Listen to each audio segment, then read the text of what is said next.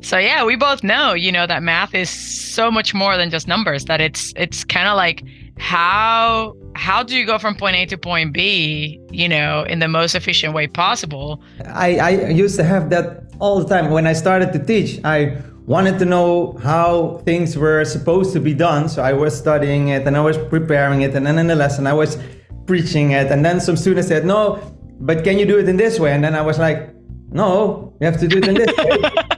This is the best way. And then I was really tense. Oh yeah, like that click, and it never happened. And I was like, I still don't trust that you understand what I'm saying, but it was that moment, of me not being willing to let her figure it out.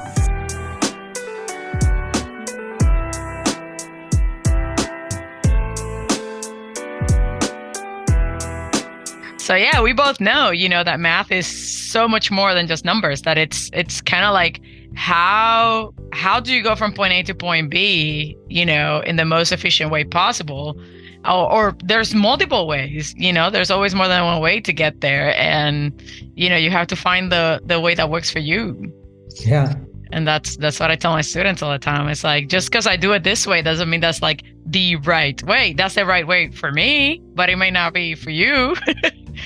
Well, I like to push it a little further, because I think we are like, well, that's my, if you don't mind, I just throw it in. Please go. Like we work in probability. So it's like we think we have the right solution, but it's just because we have a certain kind of information.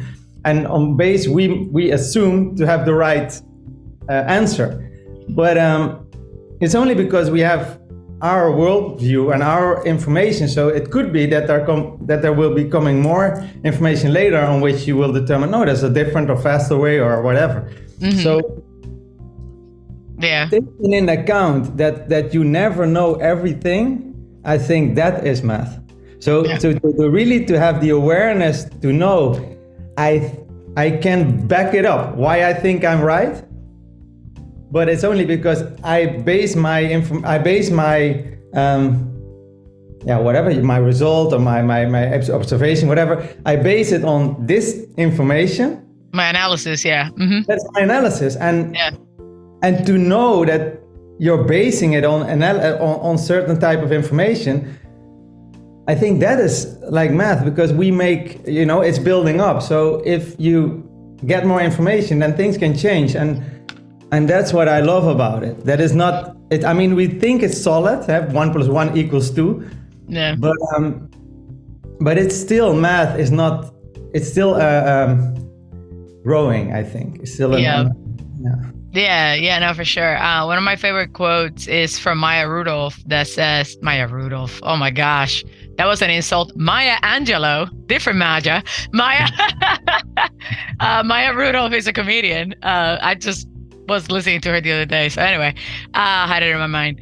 Maya Angelou says, when you know better, you do better, and it's like, it's like you're saying, I base my analysis on this puddle of information that I have, but that's not all the information that there is, so once you start collecting more and more information from what there is in the world, then you are able to make better solutions, and that's why teams are so important, right? Because you get so many different perspectives from so many different points of view, and you can all reach one, collective solution that is better than what anyone could individually come up with, right? So yes, synergy, I think is like lovely that you but you need awareness, and you need to really be willing to also listen and really try to understand the other person, because we tend to generalize, or we tend to we have like this focus on certain things that we recognize. Mm-hmm. So it's like when I used to have that all the time. When I started to teach, I wanted to know how things were supposed to be done. So I was studying it and I was preparing it. And then in the lesson, I was preaching it. And then some students said, no, but can you do it in this way? And then I was like, no, you have to do it in this way.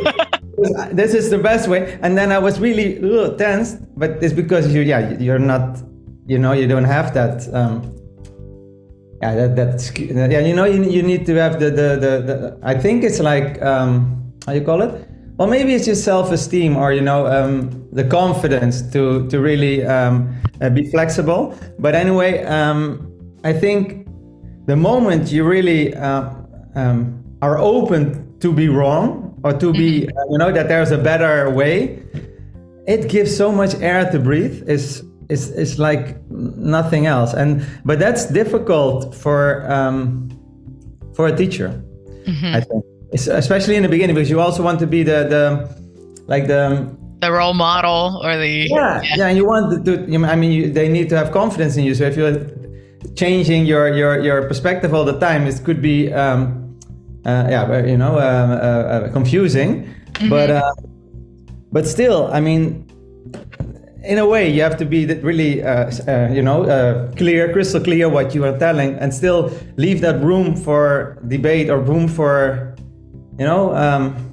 that type of awareness. I think, because some students really come up with things that you don't come up with yourself, because they, at least that happens. That can happen, and if you are open for that, magic can happen. And with colleagues or whatever, or people in wherever, but as teachers, I'm thinking of that it's so wonderful, and when you really recognize somebody's genius or somebody's ideas, then that really helps somebody also grow as well. Yeah, for sure. I just as recent as last night, I was actually teaching.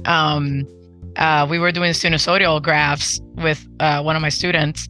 We were doing like sine cosine graphs, and there was like how to find a part of it. I think it was B, like how to find H, like how to find the H, right? And the horizontal shift. And I couldn't think of it. Like, I was like, you know what? I think this way could work. And I started doing like the sine inverse, blah, blah, blah, blah. And she looks at me and she goes, there's gotta be an easier way. She goes, we haven't done that in class at all, which means that I'm pretty sure we have a much easier way. And it wasn't until we did like 2 or 3 more exercises after that it clicked. And I was like, oh my gosh, yes, just count them. Just count them. Count the ticks. And that's it. That's how you find the shift. And she goes, that sounds more familiar than what we're doing, And here I was like trying to explain to her, and I know her, like we've been tutoring for years. So I was waiting for that, like, oh yeah, like that click, and it never happened. And I was like, I still don't trust that you understand what I'm saying, but it was that moment, of me not being willing to let her figure it out, as opposed to me telling her how to do it in the way that I think is the way to do it, and then eventually we both agreed that there was a much simpler way, that it will literally take 1 step as opposed to 7 to get to the answer. So it's pretty cool. That is what I love about teaching, because it's like there is always a simpler way. There's always a simpler way to do it. And I just learned so much from my students, like it's just really cool. It's amazing that and what happened? What you said if you didn't let her find a way. What you said? You said you. Well, she couldn't think of how was it that they did it in class, but instead of me trying to maybe push a little more to let her, like, well, can you try to figure out how was it that you guys did it in class? I jumped the gun and I was like, oh, this is how you do it. This is the way that I know how to do it. Yeah. Or I figured out how to do it, kind of like almost a little bit of an ego, jumped in to like, this, and it wasn't even like a bad ego. It was more like this superhero ego, of like, I got it, and then it's like, I don't get it. I did, but it wasn't, go ahead. But if you look at it, it's like, I mean, it comes from the energy of wanting to help, and maybe because you didn't know how. I think the confidence. Maybe you. I'm just trying here, because obviously, if she would have found it out herself, that would have been really nice. But you was not certain that would happen, and you wanted to help her, right? Mm-hmm. So I don't think there's a right or wrong in this, but I really get the feeling that I want to help. So this way I can help. So let's do this, because then I'm sure we get out of this, even if it's maybe not the best way for you, but it's, I really can say that I helped. But and that's an ego kind of thing, but it's like that superhero ego kind of thing. Yeah. But anyway, since you did that, you came out of the other way came, and you was flexible with that. So it was like a lovely way, but it's funny how that works. Yeah. You really want to help. That is the thing, as teachers, we really want to help, and we're then willing to even go beyond the heads to just make it happen. Mm-hmm. But anyway, I mean, you let her see now a way that maybe she didn't have in class, but it's maybe beneficial for her in the future. So anyway, it's good. I hope so. Yeah, I guess. Sometimes it's like that maybe it's not the best way that you give them, but you give them other ways so that they have options of also in the future to handle situations. So I think as long as you just give your best or whatever, then I don't know what the quote was before, but you do your best. What you said, I don't know the woman. You said the quote was, you always do your best. Oh, no. When you know better, you do better. Okay, so if you knew better, you would have done better. So it's like you always, and at least that I hope that people are that way. I really believe that. If you can do better, then you will do better. So that's lovely. Yeah, wow. Yeah. So, yeah. So that's yeah. It's lovely. Yeah. Tell me about your TEDx talk. That how did that even come about? Who organized it? Like, how did you end up at a TEDx talk? Well, I don't know. I can tell you how I feel that it happened. I just now, since that we talked about Tony Robbins and a little bit and NLP. So the trusting in yourself, the manifesting things. So I was writing a book, and I get, I was just thinking how to get more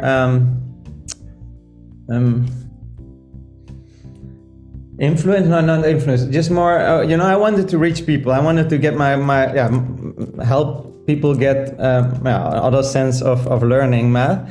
So I was really trying to spread my enthusiasm and whatever.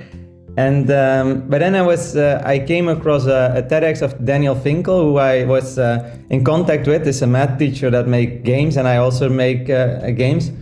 So I was talking with some like Gordon Hamilton and Daniel Finkel. Those are like mathematical game makers, and the more I just get into that, and I just saw his TEDx, and I saw him standing there in front of in front of people talking about math joy, and that's my word math, to spread math joy, and I was thinking like, oh, that's so cool. Those people, they're really listening to somebody talking about math, and in another way that that normally is being done. So I was already feeling like I want to do that someday, but I just didn't know the way in. So I just wrote to TEDx letters, and I didn't get nothing back, and I wasn't be taken seriously, I think. But anyway, I just like I also wanted to get my book published. I also I wrote to publishers, and I didn't. They say no, it's not for me, for us, it's not.